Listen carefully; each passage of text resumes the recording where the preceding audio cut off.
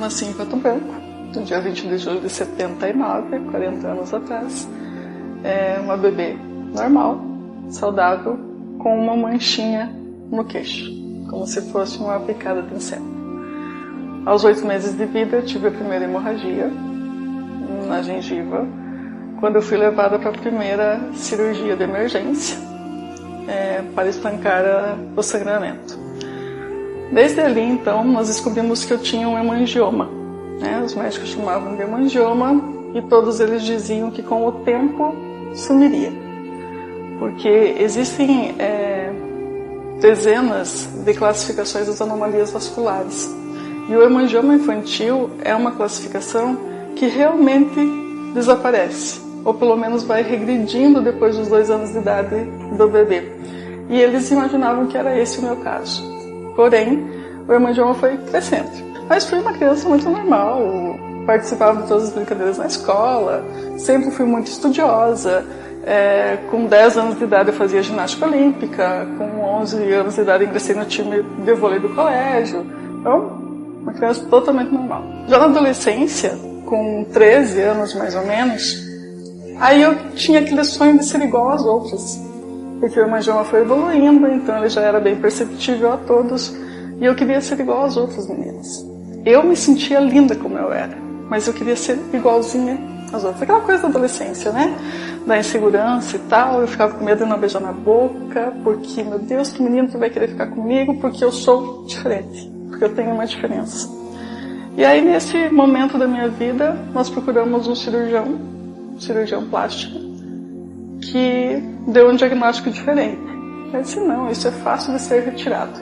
Com 2 pontinhos no queixo, a gente retira toda essa massa e você sai do hospital sem nada. Era o meu sonho. E aí fomos pro hospital em Curitiba, fizemos a cirurgia, sem nenhum exame, nem exame de sangue. E quando saímos da cirurgia, meu pai conta que o médico estava muito pior do que eu. Porque quando ele cortou lá dentro para dar os 2 pontinhos no queixo, aí ele viu que o meu hemangioma não era cavernoso, como era a classificação na época, que seria uma carne esponjosa que poderia tirar, uma carne morta, né? Ele viu que aí se tratava de um hemangioma artério-venoso. Então, um emaranhado de veias irrigadas por artérias. Quando ele cortou, uma hemorragia imensa se deu, e aí ele não conseguia estancar.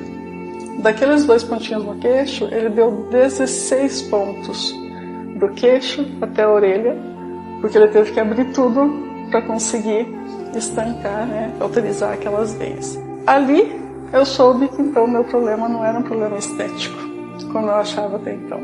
Meu problema era um problema de saúde e um problema que eu não sabia direito a dimensão, mas eu sabia que era sério. Aos 16 anos eu fiz um cateterismo, porque me disseram que aquela cirurgia não deu certo, mas de repente num cateterismo a gente conseguiu embolizar essas veias e tal, e vai dar certo e você vai sair daqui sem nada.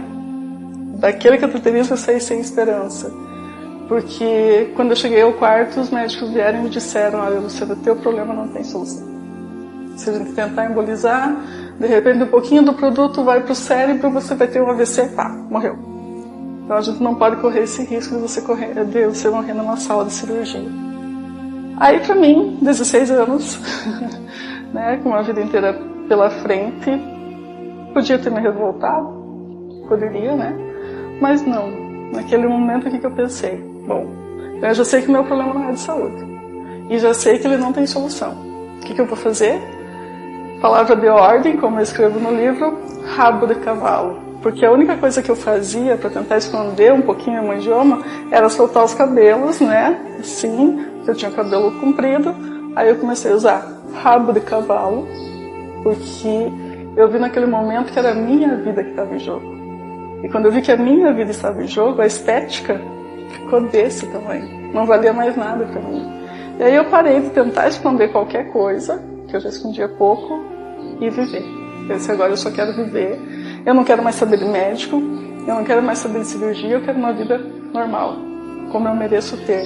Ponto, acabou. Fiz faculdade de contabilidade. Normalmente, uma das melhores alunas da sala, sempre muito dedicada, e com a super autoestima que eu sempre tive, fui encarei a formatura, encarei o discurso, e aí, dali 5 dias, se eu não me engano, fui para Curitiba, né, para fazer a cirurgia. E no dia que eu iria para Curitiba, no mesmo dia, estava marcado o exame de suficiência, que é como se fosse o exame da ordem para os advogados. O exame de suficiência é para o contador, né? Então eu tinha que fazer esse teste, eu tinha que passar para poder assinar como contadora. E saiu o resultado da provinha. Só que naquela prova, somente 40% dos inscritos foram aprovados. É bem difícil, bem complicado, como é a prova da ordem, mas eu estava nos 40%. Eu passei na prova, eu já tinha feito a cirurgia, eu estava bem. Foi uma turbulência muito grande, num momento muito delicado da vida, né? Essa tua formatura, eu com 21 anos, mas um momento que eu superei e foi um momento que me serviu de base para tudo que viria. Porque depois disso, até hoje, no todo, eu já fiz 19 cirurgias, 19 procedimentos cirúrgicos. O único estético, aquele na adolescência. Os outros todos só para me manter viva.